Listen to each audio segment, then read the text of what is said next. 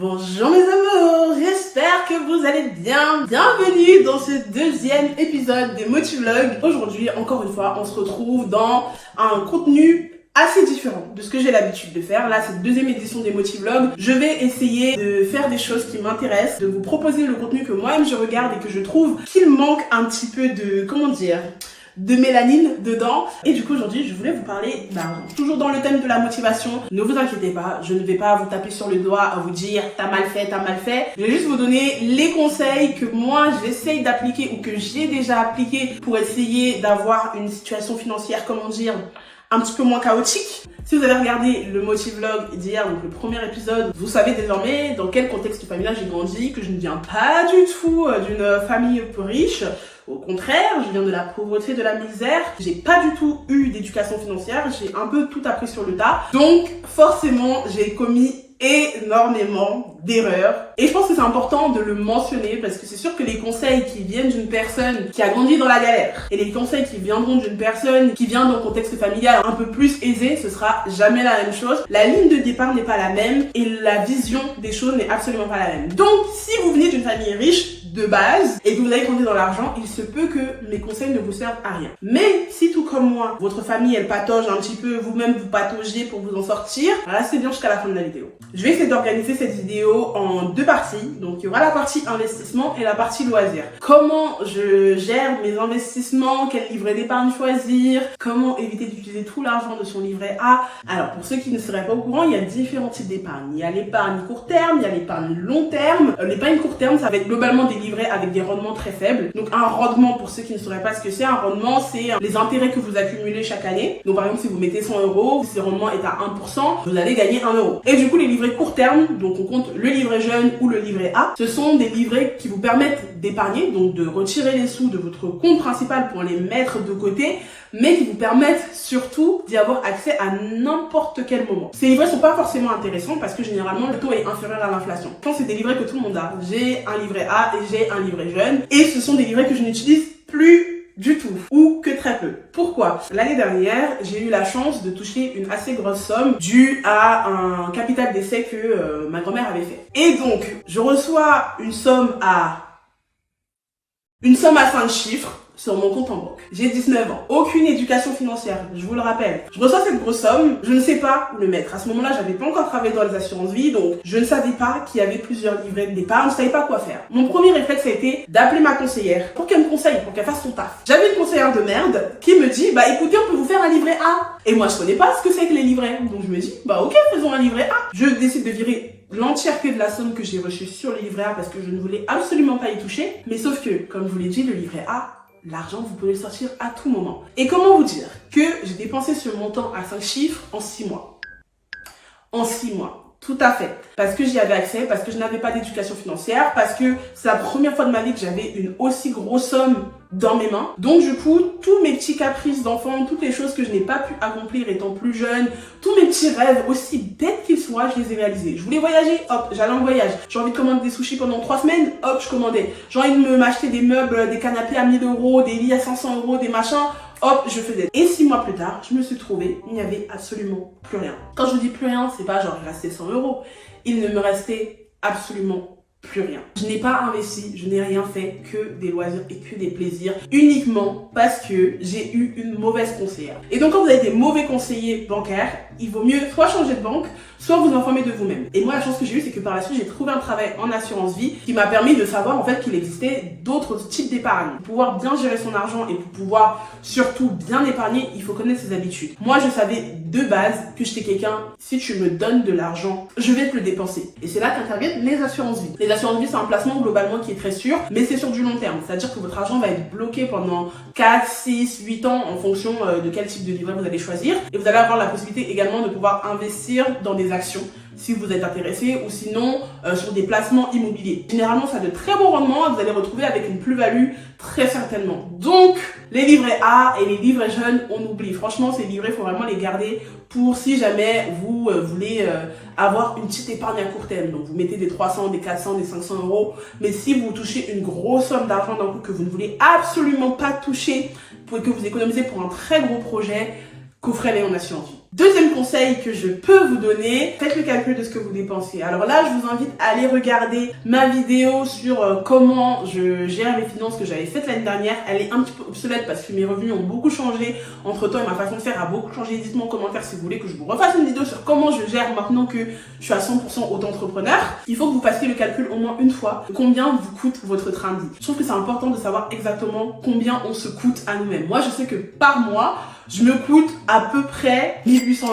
Et comme ça vous permet également d'ajuster et de savoir exactement quel type d'emploi accepter, quel salaire accepter. Côté investissement / épargne, toujours, je vous conseille également d'utiliser le plus d'espèces possible. Et je vous dis ça alors que je n'arrive toujours pas à utiliser l'espèce parce que j'ai du mal avec l'argent papier. Mais la carte bancaire, c'est un gouffre financier pas possible. Tout simplement parce que vous ne voyez pas l'argent que vous dépensez. Quand j'ai de l'espèce, par exemple, les trucs comme commander sur Uber, faire des commandes en ligne, et ben je réfléchis à 2 fois. Parce que voilà, l'argent est en espèces. Si je veux commander, je vais devoir aller reprendre cet argent pour aller le remettre dans mon compte en banque, ou sinon devoir appeler quelqu'un pour qu'il me fasse le virement et je lui donne l'argent. C'est tout un casse-tête que j'ai la flemme de faire. Donc, essayez de retirer le plus d'espèces possible en début de mois. Et en plus, les prix des cartes bleues au mois, c'est une dépense qu'on peut éviter. Je sais que par exemple, ma grand-mère, elle n'avait qu'une seule carte bancaire, mais elle avait plusieurs banques.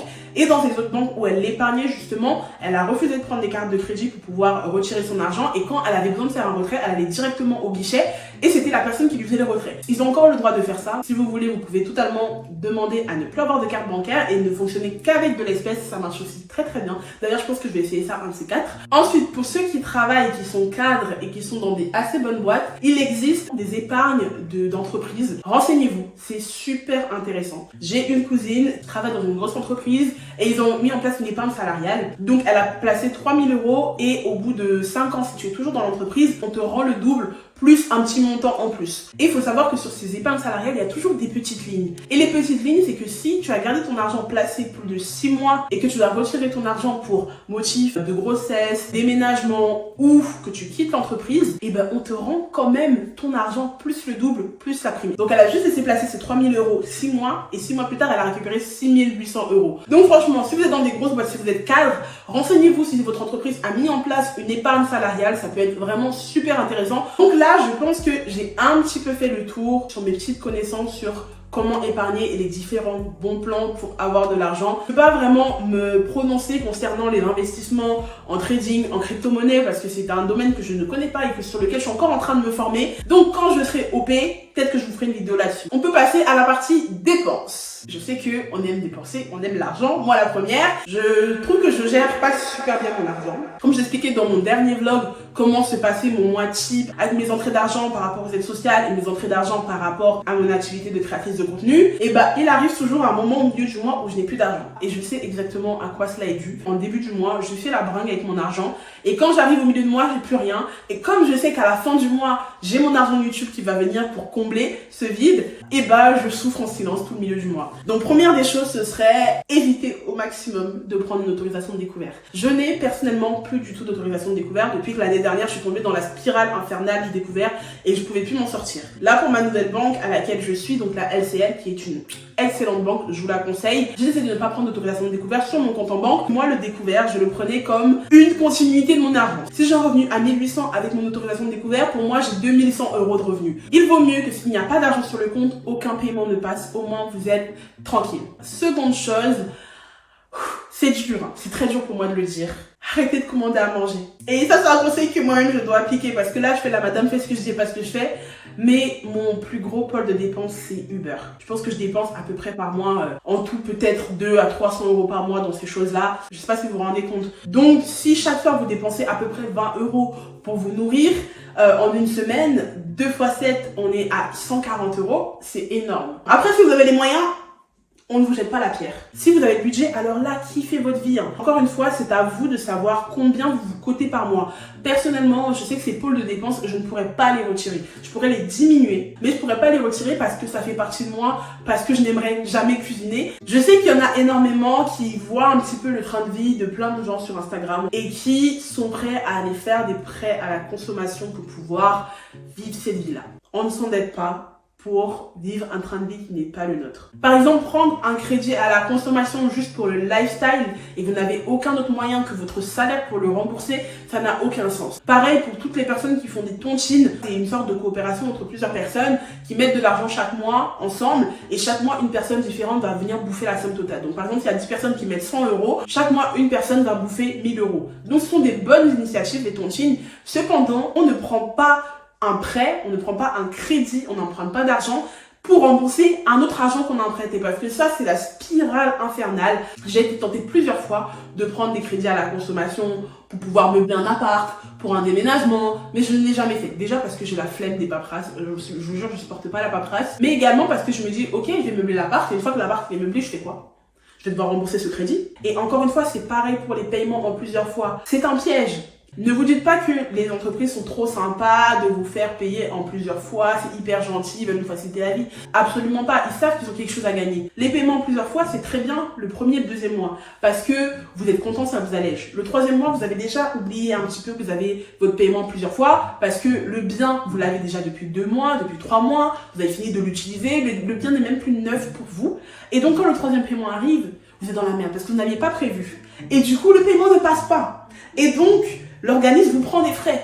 Et du coup, votre paiement en 4 fois qui était de base sans frais, vous vous retrouvez à le payer avec des frais de 18, 20, 30, 50 €. Si vous pouvez payer tout cash, faites-le. Et je parle en connaissance de cause. Ah oui, là, les paiements plusieurs fois, ça m'a eu, j'ai dit plus jamais. Une dernière chose avant de vous laisser, je sais que le luxe, c'est quelque chose d'attrayant. On a l'impression d'appartenir à un groupe social un petit peu plus élevé. Et le conseil que je peux vous donner, c'est vraiment prenez votre temps. Ça ne sert à rien d'aller dépenser 300 € dans un pull Gucci, ou 500 €, 1000 € dans un pull Chanel. Ça ne sert à rien parce que ce n'est qu'un pull. Et le pull, une fois que tu l'as porté, il perd en valeur. Tu veux le revendre, il n'a plus aucune valeur. Si vous voulez absolument investir dans du luxe, là, je pense que je ne vais rien vous apprendre. Investissez dans des pièces rares. Investissez dans des sacs. Investissez dans des bijoux. Je sais qu'en ce moment, c'est très compliqué parce qu'il y a énormément de hype autour de plein d'accessoires de luxe, autour de chaussures, autour de foulards, autour de plein de choses. Donc voilà, c'est tentant, on veut aussi être dans le truc, on veut être in, on veut être dans le truc. Mais ces gens-là qui achètent ces chaussures et compagnie sont des gens qui peuvent se les acheter 3 fois.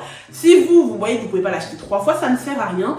Patientez et investissez dans une grosse pièce au moins quand vous en aurez marre et que vous voudrez revendre votre sac, vous pourrez le revendre soit plus cher ou au moins au même prix que vous l'avez acheté. Donc voilà, c'est à peu près tous les conseils que j'ai à vous donner. Je pense que j'ai tout dit. J'espère que cette vidéo vous aura plu, que vous en aurez tiré quelques conseils intéressants. En tout cas, je suis super contente d'avoir pu faire cette vidéo. Ça me tenait vraiment à cœur de parler de choses qui m'intéressent et de choses que j'aime regarder. C'est sûr que les vlogs, je kiffe faire ça. Mais en réalité, moi, je ne regarde que des vidéos investissement, des vidéos où j'apprends des choses. Et mon kiff, vous le savez, c'est vraiment de vous faire quitter chacune de mes vidéos en ayant appris au moins une chose. Donc voilà, en tout cas, demain, on se retrouve pour un vlog. Un vrai vlog comme vous aimez, où encore une fois vous allez apprendre plein de choses. Je vous fais de gros bisous et on se dit à demain 20h30 pour une nouvelle vidéo. Bisous mes amours. Mouah.